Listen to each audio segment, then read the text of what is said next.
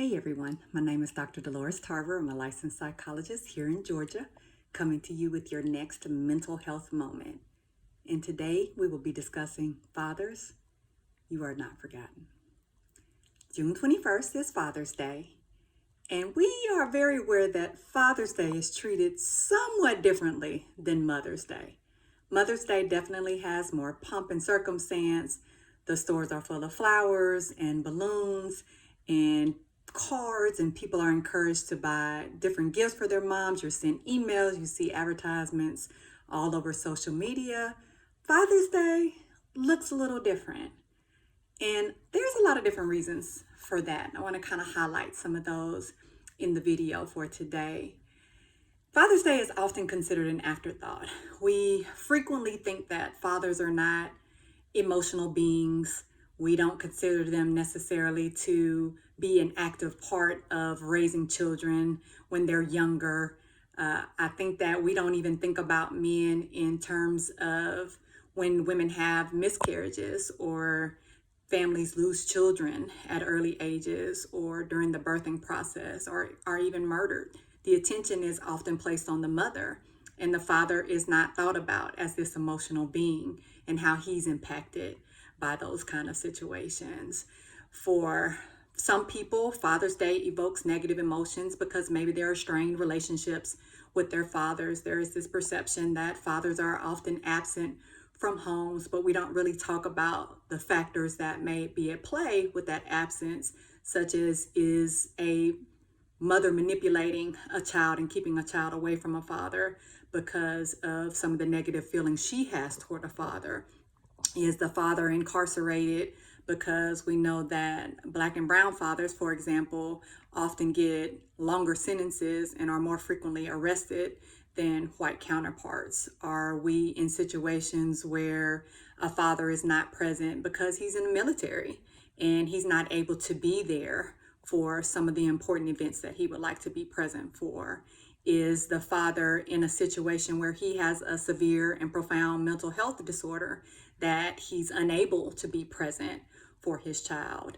Is the father someone possibly who is in a physically altered place to where he can't get there? So maybe he's got some health issues that are not allowing him to be present. We do have cases where fathers are known to be perpetrators of abuse. We do have examples of fathers who have been very negative in a child's life. And so a mother or someone else in the family has decided not to give that father access. But we also know that there are men who are actively involved in their children's lives, who are present there as much as they possibly can be for their children when they're younger. They're a part of raising them, allowing them to be healthy, developing children emotionally, physically, intellectually, and financially. We know that there are people who aren't able to be there because of murders that have occurred, unfortunately, for a lot of Black and brown people at higher rates, and health disparities that have interfered with men being able to be present. So they're dying at maybe earlier ages because they don't have access to good quality care, or they have health problems that have not been treated because of mistrust of medical providers or lack of insurance. And some of these factors are causing our fathers to die at earlier ages, and so they're not able to be in our lives. And so Father's Day can be very sad for people who have lost their dads.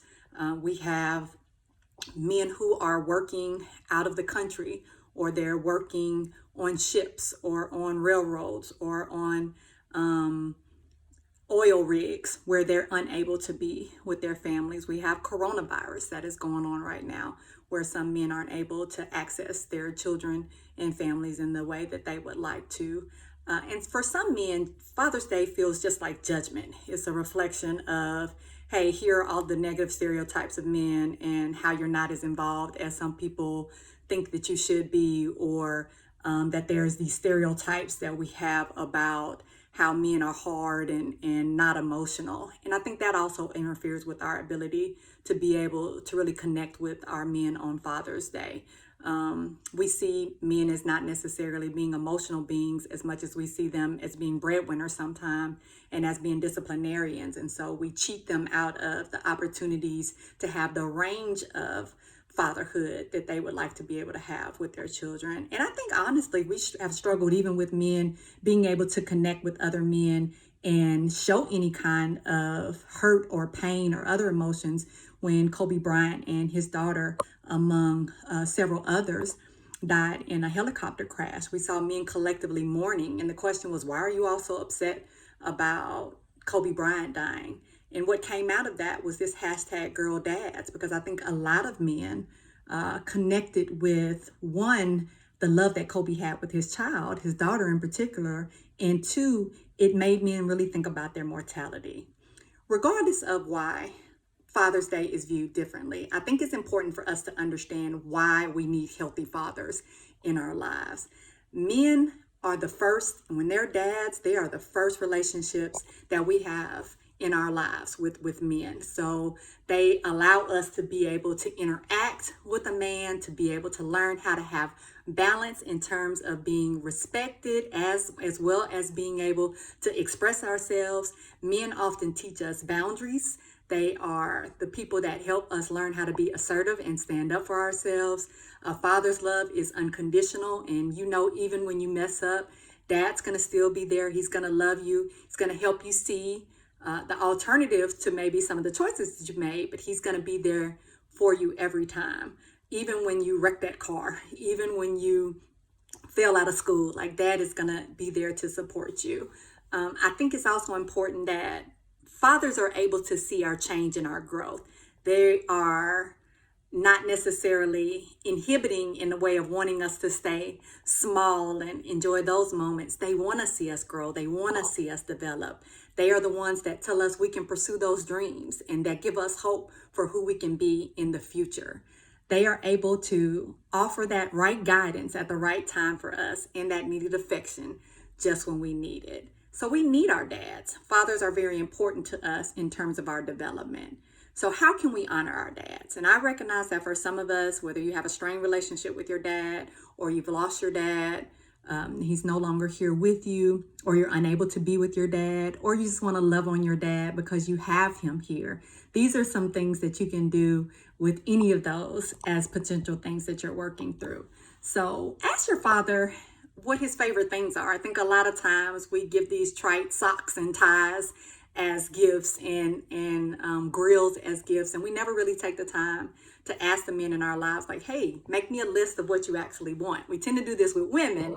We don't tend to do this as much with men. We don't take the time to get to know them in the language that they speak in. Asking your dad, like, hey, what are some things that you like to do when you're not with us? Because often those are the things that they enjoy when they can get their free moments away from all of their responsibilities. Things such as helping them complete chores or tasks so they don't need to be cooking for themselves on Father's Day, for example. Like, hey, Dad, how can I make your day more special? Men enjoy scrapbooks just as much as women do, or videos, being able to video some moments that you remember, funny stories about your dad or lessons that he's taught you, and being able to put that in a video compilation for him to be able to see that. Making posts on social media to honor some of those special memories.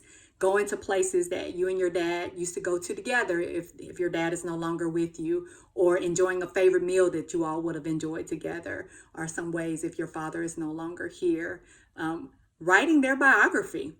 Sit down with them and find out how they got to be the man that they are and who they were before they became your dad. And that's a legacy that they can share. You can create scholarships or programs in their honor, and that's whether they are deceased or they're still living. You can definitely donate to charities or churches or fund organizations on their behalf. You can trace the family tree for your dad so he knows who all his relatives and connections are.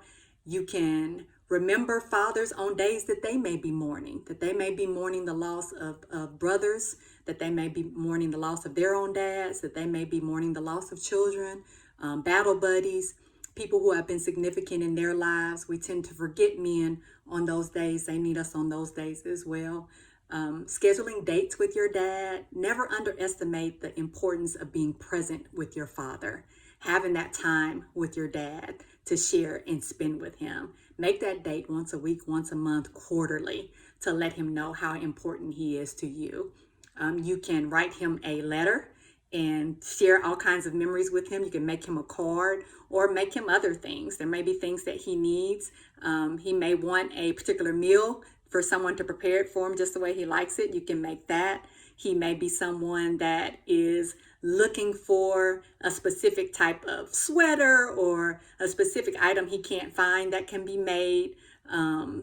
Oftentimes they don't like to spend money on themselves because they're wanting to make sure that the family is taken care of. So making sure if there's things like, hey, Dad, you wouldn't do this typically because you don't want to spend this money, but on this special occasion, we want to honor you and allow you to be able to do something that you wouldn't typically give yourself. You can create a memorial for your father who may be deceased.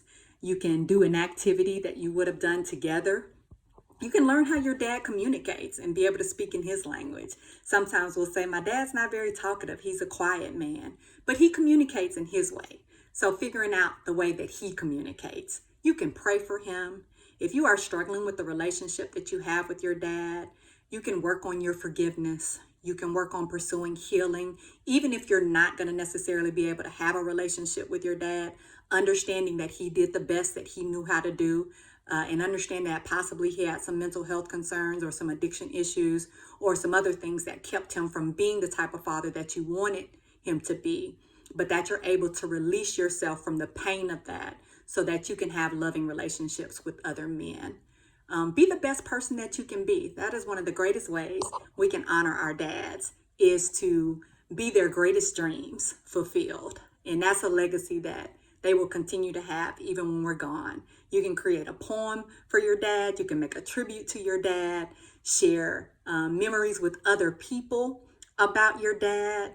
A lot of times dads like a good joke, so cracking some jokes about them growing up or things that they used to say. It doesn't have to be necessarily that we spend all this money on our dads. It's that we need to be thoughtful about who they are and what's important to them, which means we need to take the time to understand what that would be. I want to let you fathers know that we see you, we need you, we love you. Our hearts ache for those of you who do not have your fathers around for various reasons in your life right now. We send healing and forgiveness to people who are struggling with pain and loss of their dads not being here. But dads, I want you to know that you matter so much more to us even now as we're going through these difficulties, because your presence brings us peace. Be encouraged.